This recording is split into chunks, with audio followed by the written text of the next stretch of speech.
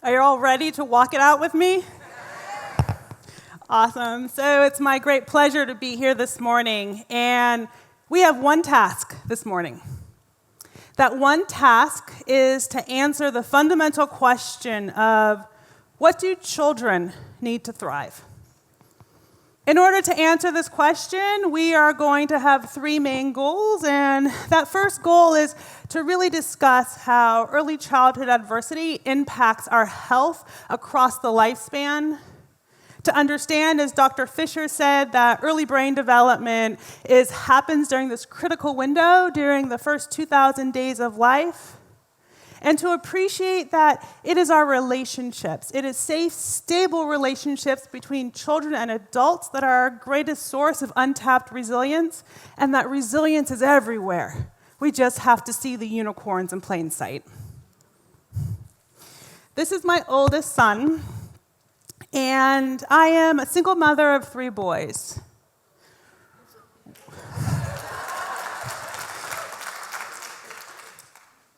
What I do want everybody to understand is that as the mother of black boys, I worry about them every single day. In the United States, black boys have a 1 in 3 chance of being incarcerated. They are victims of police violence. They're shot in their own homes, in their backyards, and in their neighborhoods. The stress that I feel and the concern for them, combined with my deep sense of love and my passion for medicine, has been a driving force as I figure out how to turn these wounds, this trauma and this stress, into a passion as I study the biology of stress and how it affects all of our children across the globe. Beyond being a mother, I am a pediatrician, and I have the great fortune of working in a community clinic where over 90% of my families are low income, and over 90% of my families are families of color. So I want to introduce you to Joe, Jamal, Michaela, and their mother, Miss Cynthia Johnson. 10 years ago, Miss Johnson's son, her oldest son, was murdered. During that time, Joe and Jamal were toddlers, and their biologic mother was unable to take care of them due to her battle with substances. In the depths of her grief, Miss Johnson took in Joe and Jamal, and those boys had severe, persistent, uncontrolled asthma. They made many trips to see me in the hospital. They were subsequently diagnosed with anxiety, depression, and post-traumatic stress disorder. The family was often homeless, they were food insecure, and the love that Miss Johnson has for those boys has been their source of resilience that has enabled them to continue to grow together as a family. As their pediatrician, I have to understand how their experiences are influencing their health, and I enrolled this family in my research study about adverse childhood experiences. There are certain things that we know about trauma. What we do know about it is that it's a public health crisis. We know that trauma affects brain development. It influences the way that our DNA is read. It reduces our life expectancy. That it impacts more than just individuals, that it impacts entire generations, and that low-income families and families of color are disproportionately affected by trauma, such that poverty and discrimination and trauma equal toxic stress. We also know that trauma is systemic and preventable. The way that I define a health disparity is that a disparity is a preventable difference in the burden of disease, violence, injury, and access to opportunity that contributes to not being able to achieve optimal health. And it is experienced by socially disadvantaged populations.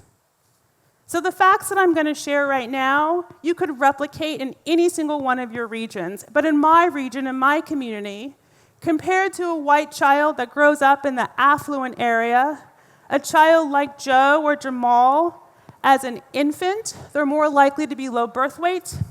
They're less likely to have a mother that achieved a higher education.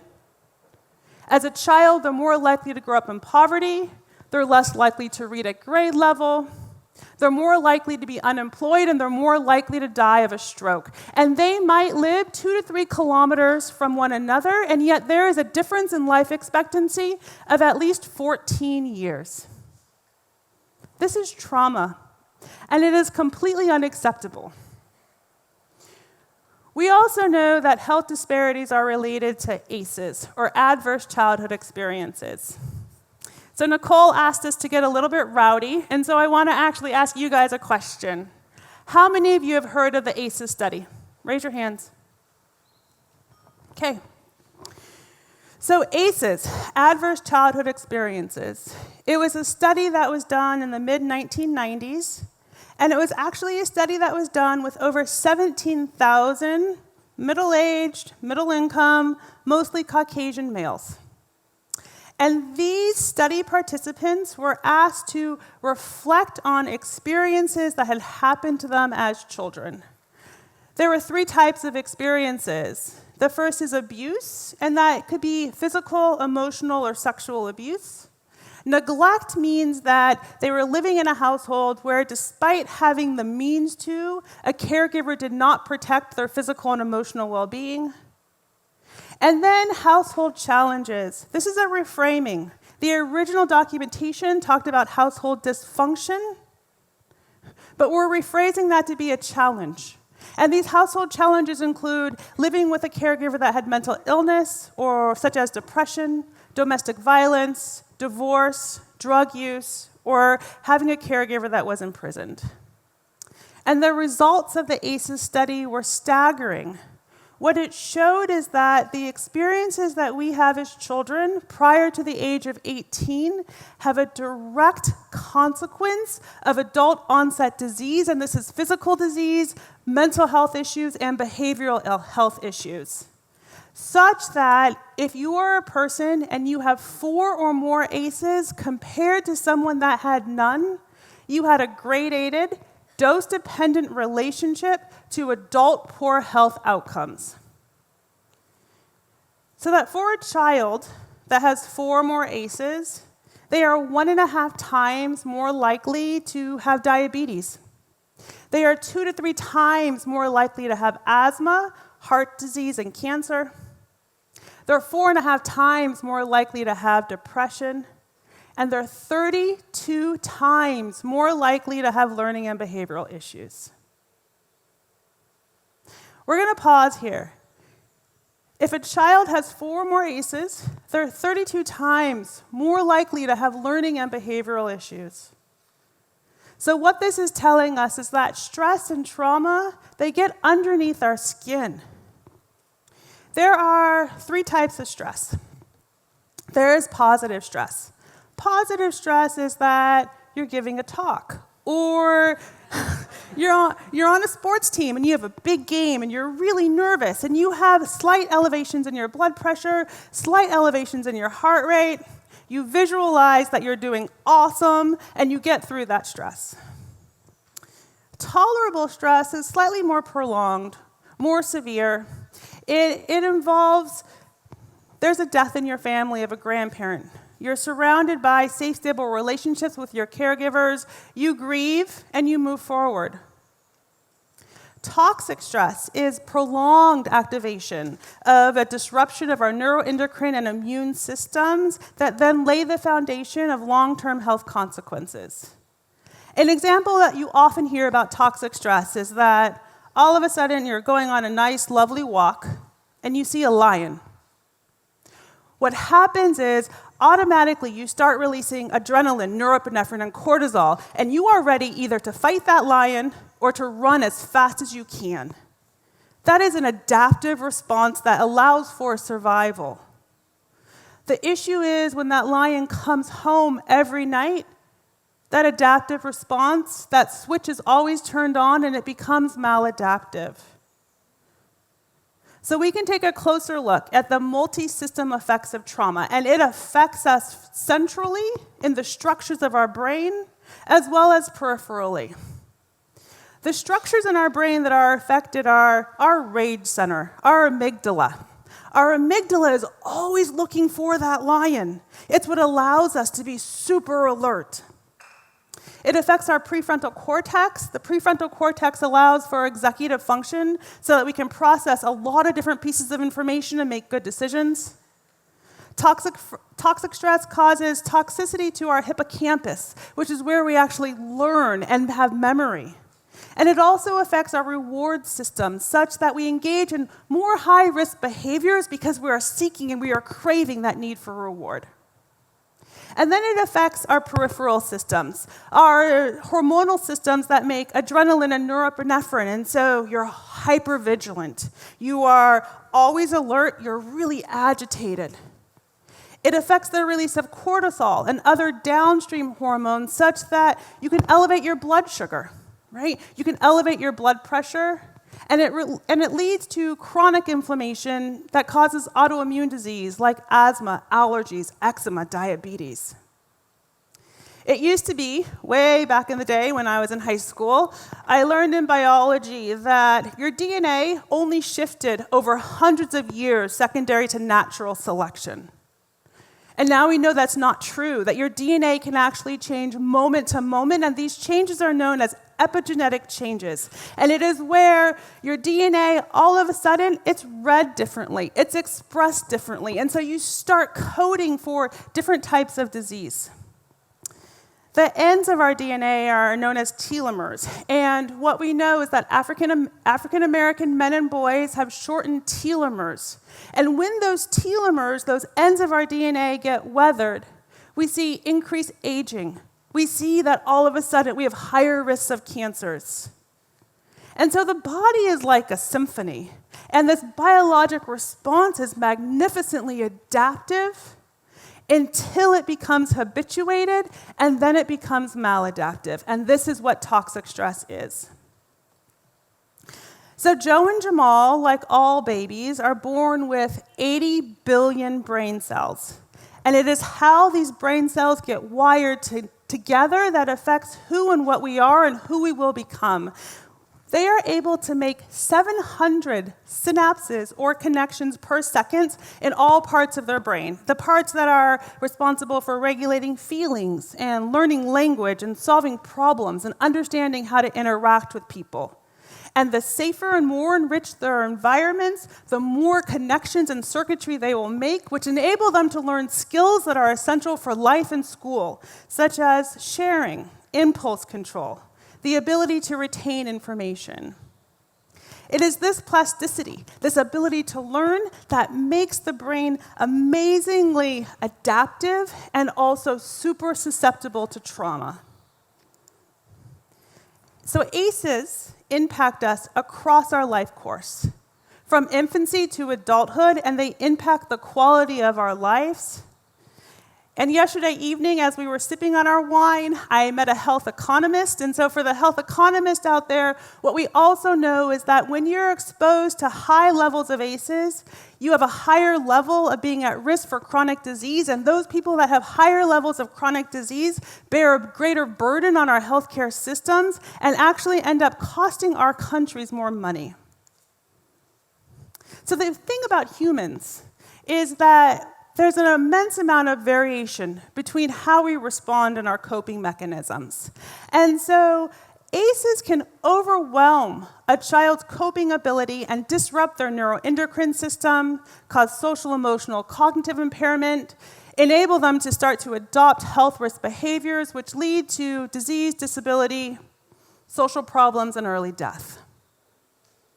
But you also can have a child that might be without symptoms. Outwardly, they look like they're doing really well, and yet they still have disease, disability, social issues, and early death. And then you have those children that are completely without symptoms and have healthy lives. And so the question is, how do all children thrive? How do you actually risk stratify children so you can identify as a primary preventative strategy those children that are most at risk for having poor health outcomes? And this is the exact question that a group of researchers and I set out to answer. We wanted to create a prospective pediatric screening tool so that we could identify children who were at risk for trauma, so we could prevent the biologic consequences of toxic stress. We wanted to actually look at how biologic specimens are correlated to ACE scores. So we looked at hair samples. We looked at snot from your nose. We looked at saliva from your mouth. We looked at your stool. We looked at your blood. And then we correlated that with the frequency of stomach aches and headaches and anxiety and sleep disorders. And piloted low-cost interventions that are scalable using community health workers and navigators to connect families to resources, and focused on building internal resiliency. And I'm going to talk about each of these a little bit more. So we developed a tool called PEARLS, which is the Pediatric ACEs Screening and Resiliency Study, where we took those initial questions about abuse, neglect, and household dysfunction, and we wanted to go a little bit more upstream. And so we looked at determinants of health, these upstream factors that had the same type of evidence-based biologic disruption that lead to toxic stress, and we added them to the questionnaire. We added questions about hunger, about food insecurity, housing instability, exposure to discrimination secondary to race, gender, or disability, bullying, and violence outside our home. Through rapid cycle iteration, we piloted the feasibility of asking each of these questions to parents when they came into our organization. And what we found when we asked adults about their original ACEs questions about abuse, neglect, and household dysfunction is that 90% of the adults that we asked these questions to had at least one significant adverse experience, and almost half had 4 or more. Those are high numbers. 90% had at least one traumatic event happen to them in their life. And then we asked those adults to reflect on the ACEs score of their children. And these were very young children. The median age was 5.9 years of age. And what we found is that children are born into ACEs. What we found is that 80% of our kids had at least one ACE, and 54% had 4 or more. And those ACEs are including, but not limited to, exposure to community violence, mental health concerns in their parents, domestic violence, drug use, hunger, and discrimination. This is my village, and when you're screening for trauma, it takes a village. We put patients and parents at the center of everything that we do, and then we surround them with providers who are trained to notice the relationship between the parent and the child. And when I say that, you notice how closely are they sitting next to each other? Are they making eye contact? Are they talking to one another? And then we instruct providers to comment on it. You know, Joey really loves when you smile at him. Or do you see that he's looking directly in your eyes and that he loves it when you give him hugs? We offer the science of toxic stress, about how stress affects our hearts, our minds, and our bodies. We offer tools and resources, knowing that we can't fix every problem, but we can offer the resources that we do have. And we also empower parents. Some of the most amazing conversations that I have in the exam room is sitting across from a mother and saying, "You are a good parent."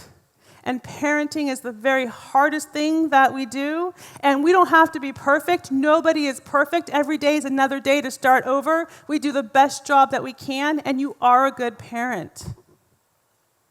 Then we work with community health workers who can do further screening, assessment, and case management, and mental health clinicians who work alongside us and see patients with us.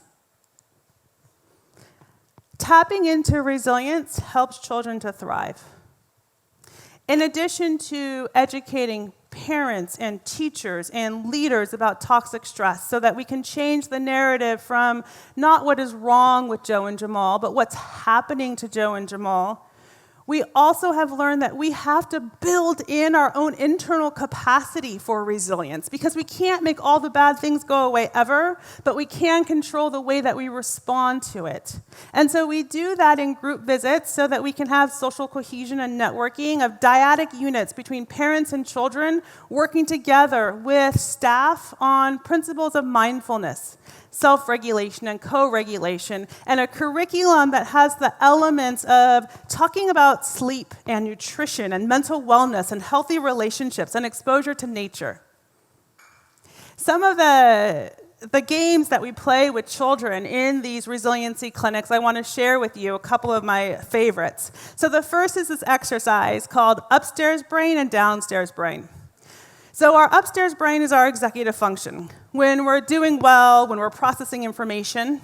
And our downstairs brain is when we feel angry and kind of out of sorts, and we're sort of in our rage center, right? Everyone here has been downstairs sometimes, right? And so then the question that we pose to families and children is, when you're downstairs, what does it take for you to get back upstairs? We also do this exercise where we give kids a picture of the human body, and we say, where do your emotions lie? And young kids are so imaginative, and kids like Joe are able to say, I hold my anger in my hands, and then I hit. And being able to name that in a mindful way is super powerful and super low cost. We also do this exercise, which is one of my favorites, with glitter jars. And I actually think that for Think Future 2021, we should make glitter jars. And so glitter jars it's really just a plastic or a glass container. You fill it with soap, you fill it with water, and your favorite color glitter. And then you shake it up. And when you feel anxious, you then, as the glitter settles, your breathing settles. As a result of the data and the evidence that we collected, we've made massive change across our state, such that this Pearls tool is the only tool in our country that is incentivized and endorsed in a sustainable fashion by a state government for all 100,000 providers, 13 million people across our state. This is huge change. So the bold call of action is that we cut ACEs and toxic stress in half in one generation, and I want this bold call to action to be not just for our state and for our country, but we want this to be across the globe. So in order to wrap up, the answer to the question about what do children need to thrive, children need safe, stable relationships with adults, and they need to live in communities where adults can care for them and love them, and they are provided with food, education, and shelter. Essentially, what we need is equity. And I just want to comment that I hear the fear. I hear the fear every single day. Dayna, you can't solve poverty. Dayna, we can't ask the questions because they're too hard, they're too triggering, I'm too inadequate, I feel too uncomfortable, parents won't want to answer these questions. And really, this is about us facing our own biases and facing our own issues of power and privilege. And really, the question is, how can we, as a group, effectively and meaningfully support our families, clinics, communities, and leaders to advance equity? We're going to talk about a lot of opportunities today, about practice change, about innovation, about data sharing, about technology and policy. And I tell you, the greatest challenge is changing hearts and minds to understand that the science of stress is universal and it impacts all of our kids. So as innovators and leaders, we have to reimagine what is possible for the sake of my kids and the Johnson family, our North Stars that all children can thrive. Thank you.